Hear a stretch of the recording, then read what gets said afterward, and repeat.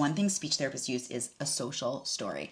A social story is pictures of activities in order. We do that to help kids understand what's coming next, but it's so much more fun in a cute book. I Can Say Goodnight starts with the end of dinner. It has simple sounds and words that your child might actually use. I finish my dinner and I say, all done. I'm ready for my bedtime fun. I love the water in the bath. I wiggle my hands and my mouth says, splash. So if you are finishing up dinner, you can show your child this page and say, oh, we're gonna go take a bath. We're gonna splash, splash. So many bubbles float on top. I poke with my finger and my mouth says, pop, pop, pop, pop, pop.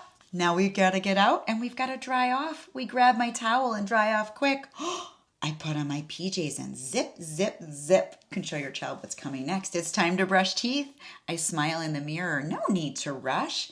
I take my time and say, brush, brush. The whole book continues like that. We're going to ask for a book. We're going to read a book and point things out in that book. Oh, we're going to have really cuddly time together reading on the floor. And then we're definitely going to ask for more. A little tickle time, maybe, or cuddle time. I'm getting sleepy. The day is done. My mouth lets out a great big yawn. How much fun is it to make those silly yawning sounds with your little one? Oh, and then we get to talk about how Dada's sleepy too, because let's be serious, at the end of the night, we are all exhausted. I give him a big hug and say, I love you. Now it's time to turn off the light.